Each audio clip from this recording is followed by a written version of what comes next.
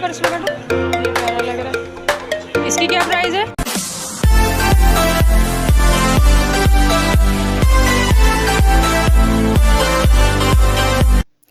अस्सलामुअलैकुम फ्रेंड्स, कैसे हैं आप सब लोग? आई होप आप सब लोग खैरियत से होंगे। मैं भी अल्हम्दुलिल्लाह बिल्कुल ठीक ठाक हूँ, आप लोगों की दुआओं के साथ। आज मैं थोड़ा सा मॉल आई हुई थी अपने बेटे के साथ मॉल आई हुई थी, क्योंकि मुझे एक तो घर की छोटी छोटी कुछ चीज़ें लेनी थी, और साथ ही क्योंकि आपको पता है विंटर में जो होता है जो लॉन के कपड़े होते हैं या ब्रांडेड जो भी सूट होते हैं, आप लोगों को पता है उस पर काफ़ी ज़्यादा कंसेशन होती है, और वो तकरीबन सेल मतलब अपनी प्राइस से हाफ़ प्राइस पर आए हुए होते हैं।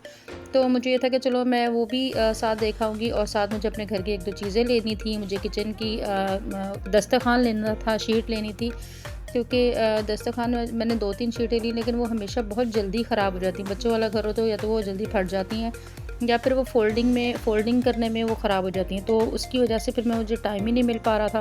तो फाइनली आज फिर मैंने और मेरे बेटे ने हिम्मत की, हमने कहा चलो वॉक करते हुए चलते हैं, क्योंकि ये जो मॉल है हमारे घर से काफ़ी करीब है, ज़्यादा दूर नहीं है। तो हम वॉक करते करते चले गए थे, और यहाँ पे मैंने 2-3 मुझे चीज़ें समझ में आई थी, काफ़ी अच्छी थी। अच्छा भी जो है ना जो गुल अहमद वालों की जो बेडशीट्स हैं वो भी यहाँ पर काफ़ी रिजनेबल प्राइस में आई हुई थी।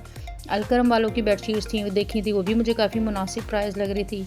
और इसके साथ साथ मैंने थोड़ा सा आगे गई थी, यहाँ पर मुझे लॉन के जो सूट है, मैंने कहा क्योंकि वो भी मेरा इरादा था कि आज ले लूँ, क्योंकि अभी विंटर चला जाएगा तो फिर यही सूट जो है, यही लॉन के जो सूट है, इनकी जो प्राइजेज़ है वो डबल हो जाएंगी। तो आप लोगों से भी मैं यही कहूँगी, अगर आप लोगों ने ज़ाहिर बात है आगे रमज़ान भी आ रहा है, आगे ईद भी आ रही है, तो आप लोगों को घर में पहनने के लिए भी कपड़े चाहिए होंगे, गर्मी के हिसाब से भी लेना होंगे आपको। तो अगर आप लेना चाहते हैं तो मुझे लगता है कि हमें वही कपड़े मतलब सर्दियों में ले लेने चाहिए। वो इसलिए कि जब हम सर्दियों में लेते हैं, इन्हीं सूट्स की जो प्राइस है वो हाफ़ है, और अभी जैसे ही ये सर्दियाँ जाएंगी, क्योंकि कराची में तो 2 से 3 महीने ही सर्दी पड़ती है और बाकी सारा तो गर्मी ही होती है, और वही कपड़े डबल प्राइस में आपको मिलेंगे। तो यहाँ पे ये देखिए, प्रिंट मुझे बहुत खूबसूरत लगा था, बहुत ज़बरदस्त लगा था। और इसके अलावा 3-4 सूट और भी थे, जैसे यहाँ पे बिन सईद वालों के जो है ना, बिन सईद वालों का जो लॉन का जो सूट मिल रहा था, वो मेरा ख्याल है 2700 का मिल रहा था। वैसे उनकी प्राइस जो वो दिखा रहे थे, वो वाले सूट्स की प्राइस कम से कम भी 3500 से अबव थी। तो काफ़ी अच्छी इनके पास कलेक्शन थी, मुझे इनके कपड़े काफ़ी अच्छे लगे। वैसे यहाँ पे अलकरम वालों के भी जो लॉन के सूट है, वहाँ उनका भी वैरायटी बहुत अच्छी होती है, मुझे वहाँ की भी पसंद आती है। तो वो भी मतलब काफ़ी रिजनेबल प्राइस में मिल रहे हैं। अच्छा, इसके साथ साथ जो जो बहनें मेरी इस वक्त मेरे चैनल पर न्यू है, तो उनसे मैं रिक्वेस्ट करना चाहूँगी कि आप लोग मेरे चैनल को सब्सक्राइब की लाजमी करेगा, और बेल आइकन पे भी क्लिक करेगा, ताकि आने वाली हर वीडियो का नोटिफिकेशन आपको टाइम पर मिल सके, और आप मेरे साथ इसी तरह से जुड़ी रहें। और इसके साथ से फिर मैं चलते-चलते हम लोग आगे भी 1-2 शॉप्स का विज़िट किया है। लास्ट टाइम भी हमने जहाँ से मेरी बहन के जो कपड़े हमने बाय किए थे, उन्हीं की शॉप पे मैं था कि दोबारा से देखते हुए जाऊँ।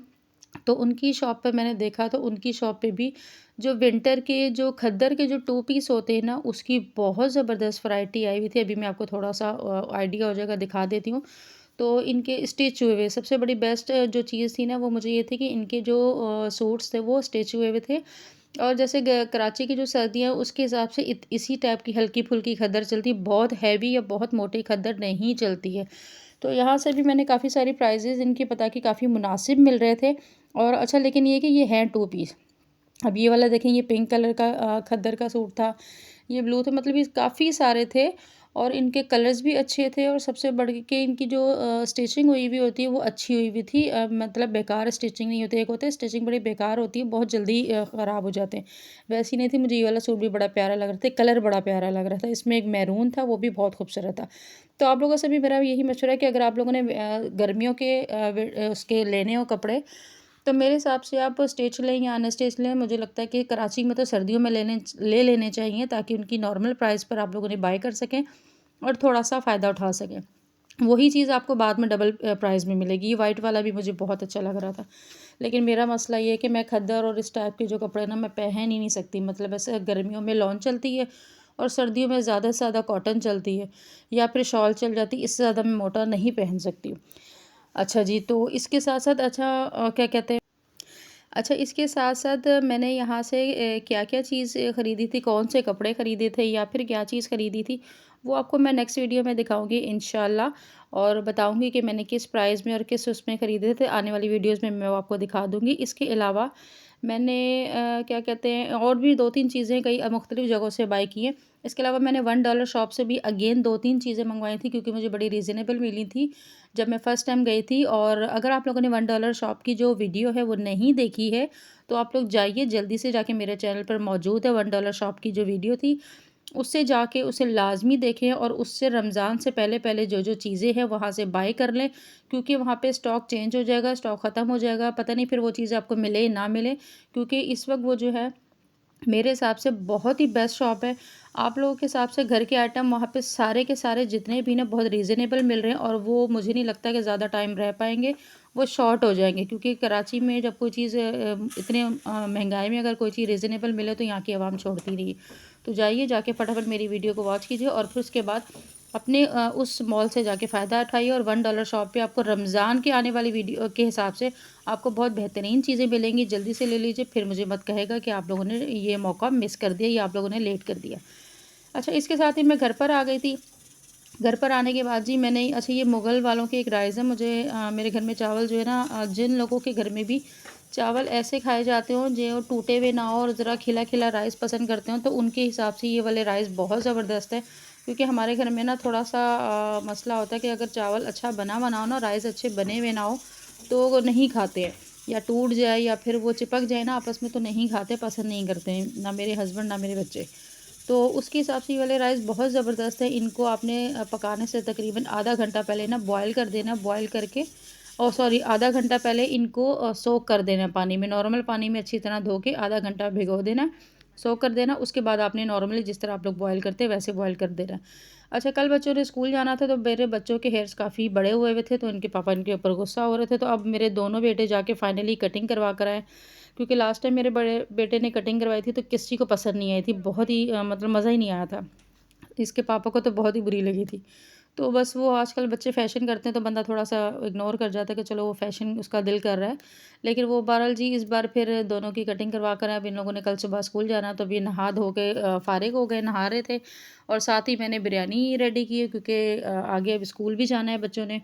तो सुबह स्कूल जाना, तो ये है ये, अच्छा ये वाला जो दस्तरख़ाना है, अभी मैंने ये जो मैं मॉल गई थी वहाँ से ये बाय किया, मुझे बड़ा अच्छा लगा। तो मतलब मुझे रीज़नेबल मिल गया था। वहाँ से तकरीबन ये 800 का बोल रहा था, थोड़ी-सी बार्गेनिंग के बाद उन्होंने मुझे 500 का दे दिया था। रीज़नेबल मिल गया मुझे लगता है ऐसा।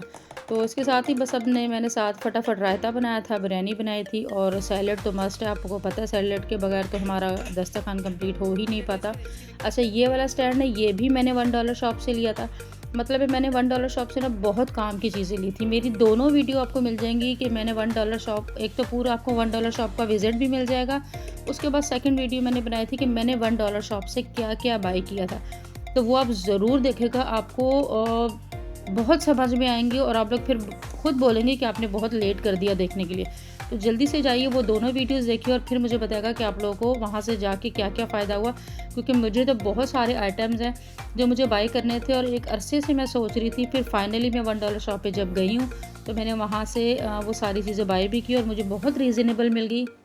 क्योंकि मुझे प्राइस का आइडिया होता है, इसलिए मुझे वहाँ से बहुत रीज़नेबल मिल गई और मैं खुश थी कि चलो मेरे आने वाले रमज़ान से पहले मुझे थोड़ा फ़ायदा हो गया। इसके अलावा भी एक चीज़ मैंने मिस कर दी है, वो मैंने बड़ा वाला जो मैट था वो मेरा मिल नहीं पाया, तो मैंने मुझे तभी मैं आप लोगों को बोल रही हूँ कि जल्दी से इससे फ़ायदा उठा लें, कि ये ना हो कि आप लोगों को बाद में मिले ना।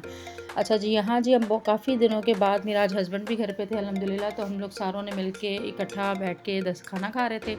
क्योंकि दस्तरख़्वान पे जब सारे बैठे हुए ना, तो उसकी बरकत ही अलग होती है, उसका मज़ा ही अलग होता है। तो मैं कोशिश करती हूँ कि जब भी मेरे हस्बैंड घर पे हों, तो हम लोग जो है मिल के और इकट्ठे बैठ के खाना खाएं।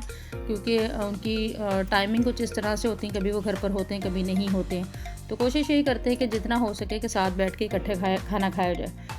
तो ये हमारी जी मटन बिरयानी आज हमने बनाई थी। वैसे मेरे घर में वैसे चिकन भी पसंद की जाती है, लेकिन आज हमने मटन बिरयानी बनाई थी, साथ सैलेड। और वो तो सर्दी का मौसम था, इस वक्त मगरिब होने वाली थी। आज हम लोग मतलब दोपहर का खाना ही हमारा लेट ही हो रहा था, तो साथ हमने क्योंकि मॉल भी चले गए थे, उसकी वजह से थोड़ा सा लेट हो गया था। तो आप लोग बताएगा कि आप लोग आप लोगों के घर में बिरयानी कितनी पसंद की जाती, क्योंकि मेरे घर में बिरयानी बहुत ज़्यादा पसंद की जाती, ख़ास तौर पर मेरे बड़े बेटे को हद से ज़्यादा पसंद है। तो बस उसकी वजह से फिर हमें भी बहुत ज़्यादा पसंद हो गई। अब मैं मतलब मुझे लगता है मैं बिरयानी में बहुत ज़्यादा एक्सपर्ट हो गई हूँ। तो बस यही थी मेरी आज की छोटी सी वीडियो। पसंद आई है तो लाइक कीजिएगा, सब्सक्राइब कीजिएगा, शेयर कीजिएगा, दुआओं में याद रखेगा, दुआ में बिल्कुल मत भूलेगा।